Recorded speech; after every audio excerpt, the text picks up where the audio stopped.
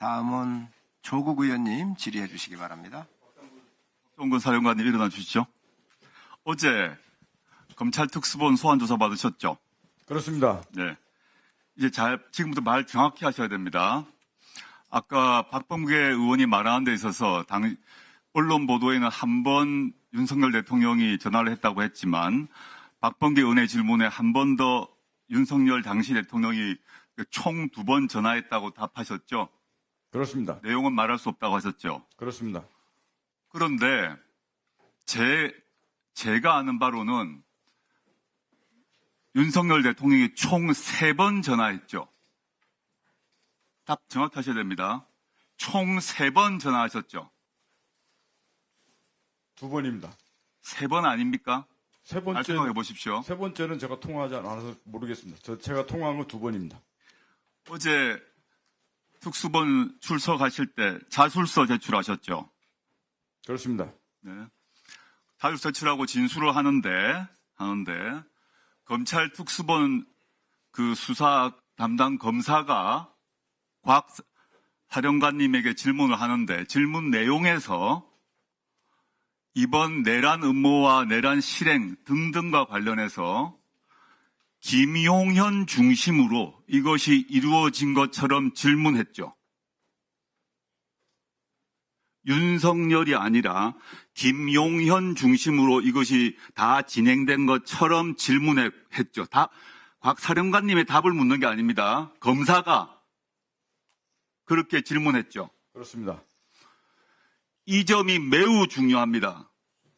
저희 당이 지금 검찰 내부에 설치되어 있는 내란 특별 수사본부에 대해서 매우 의심을 하고 있다고 얘기했는데 저는 국회의원일 뿐만 아니라 과거 민정수석 출신입니다.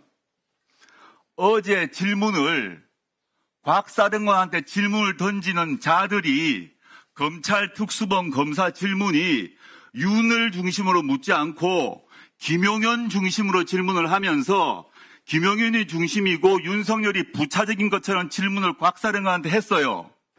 답은 묻지 않겠습니다. 그 질문한 거 맞죠?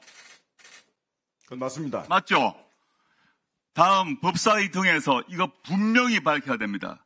저는 지금 이 검찰의 특수수사본부장 포함해서 그 본부장이 현재 한동훈 국민의힘 대표와 함께 현대고등학교 서울법대 2년 후배라는 거 알고 말씀드렸고, 그 박 본부장의 장인과 그 박 본부장의 아버지와 한동훈의 장인 사이가 막역한 사이라는 얘기를 이미 밝힌 바 있는데 어제 질문에서 그렇게 질문을 했습니다.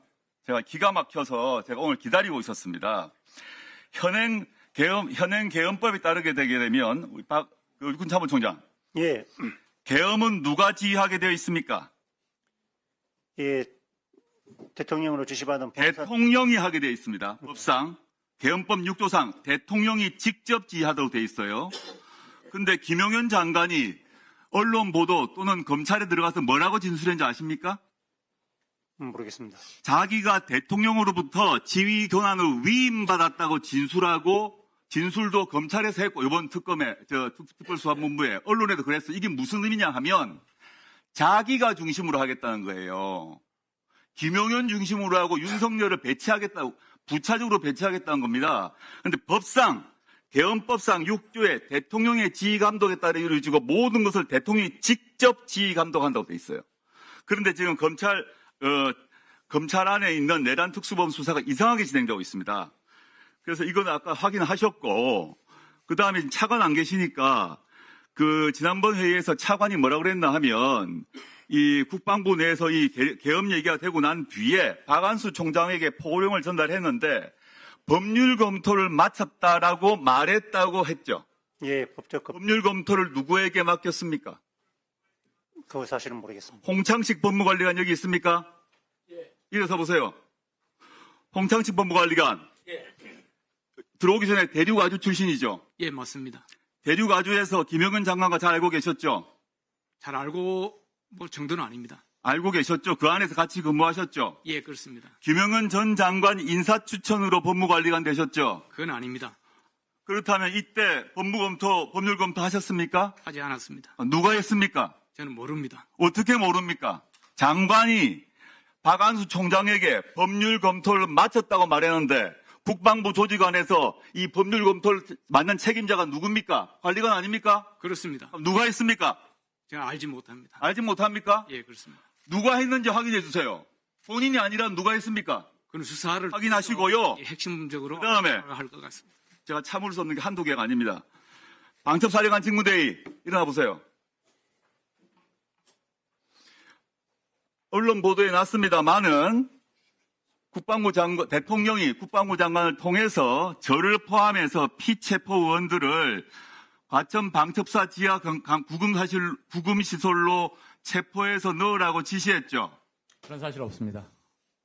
본인이 못 들었다는 거 말고 그건 알고 있죠. 그런 모릅니다. 지시를 했다는 거 알고 계시죠? 모릅니다.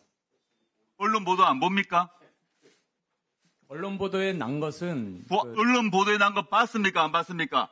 안기부 1차장한테 지시했고 그 내용을 현재 경찰청장도 그 얘기를 지시를 받았다는 얘기를 한 걸 못 들었어요? 언론 보도 못 봤습니다. 아, 그래요? 예. 좋습니다. 국군 방첩사령부 안에 누군지 모르겠지만 그 내부에 있는 구금시설 과천 지하에 있죠? 구금시설 과천지하에 없습니다. 신문시설 있죠? 수사단장, 안보수사실장. 수사단에 그 내 구금시설이 있죠? 구금시설 없습니다. 없습니까? 예. 어디에 수용하라고 했습니까? 저는 모릅니다. 저를 또 이재명 대표를 어디 넣으려고 했습니까? 듣지 못했습니다. 그럼 모른다니까 빼고요. 지금 그러면 707 특임단장 예, 특임단장입니다. 용산 앞에서 기자회견 봤습니다. 저는 그걸 찡했습니다. 특임단장께서 저를 포함해서 국회의원들 체포 지시 받으셨죠? 저는 국회의원 체포 관련된 지시는 없었습니다. 봉쇄 관련 지시만 있었습니다.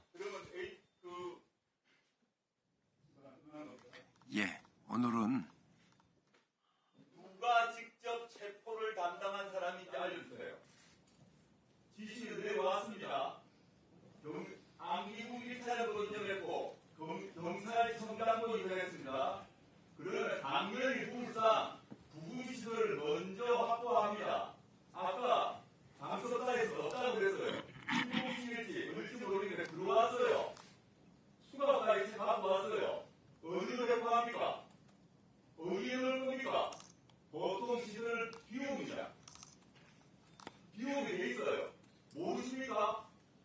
의원님, 제가 받은 임무는 건물 봉쇄였고, 저희가 평시에 가지고 가는 케이블 타이는 인원 포방용은 맞습니다. 그건 대테러 상황을 말씀드린 거고, 저는 봉쇄 상황에서 출입문을 봉쇄하기 위해서 추가적인 절차를 했습니다. 이런 게 아니시라면 체포조가 따로 있었지 않습니까? 그 체포조에게 누구라고 임무를 준 사람이 있어요. 그 다음에 수순상 그냥 대포할 수가 없어요. 대포하면 암수사제로 넣거나 마천에 넣으라고 했으니까 동북지소에 넣었다는데 동북지소에 단독방 여러 개 빼라고 했다는데 거기 넣으라고 했으니까 이 중에 누가 합니까? 지금 디지대장한테 말씀드린 거 아니에요. 모르신다고 그랬으니까. 이거 알려주세요. 지금 사강팀까지 들었는데 들어와서 국회의원 체포를 담당한 부대가 누구 국회의원을 잡아가지고 어디에 넣으려고 했는가 매우 중요합니다. 어디에 구금하려고 했는가 그 구금을 해서 뭘 하려고 했는가 확인됩니다. 방송사에 안 뜨다고 했죠. 아직 확인해 보겠습니다. 조국 의원님 정리해 주시기 바랍니다. 정리 좀 해주시기 바랍니다. 오해하지 묻겠습니다. 네.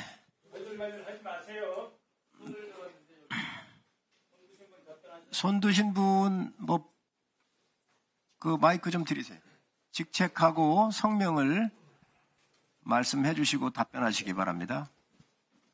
방첩사 수사단장 김대우 준장입니다. 금방 말씀하신 구금시설 관련된 지시와 그 체포와 관련된 지시는 제가 예인영 사령관으로부터 직접 지시를 받았습니다. 받았죠? 네, 관련된 내용은 자세하게 나중에 진술하겠습니다. 구금시설 알려줘야 됩니다. 예, 수방 구금시설 없다고 그랬어요. 아닙니다. 처음에 지시받기로는 B1 벙커 안에 구금할 수 있는 시설이 있는지 확인하라고 지시를 했고, 그래서 윤영 사령관이 밑에 있는 이 실장 통해서 직접 수방사에 가서 B1 벙커를 직접 지시를 받고. 직무들이 제가 형식적으로 그 안에 시설이 이름 붙여서 감옥이라고 붙어있나 없나 그걸 물었습니까? 구금하려고 했잖아요. 비완 벙커에 넣으려고 했잖아요. 방첩사 구금 시설은 없습니다. 지금 저하고 말장난합니까? 방첩사를 말씀 중입니다. 그리고 저는 해주세요. 하나하나 다시 물을 테니까 지금 답 정확히 하셨어요. 그대로 진실을 말씀하셨어요. 하나하나 복습하세요. 네. 위원장으로서 우리 의원님들한테 많은 질의 시간을 드리기 위해서 저는 질의를 가능합니다.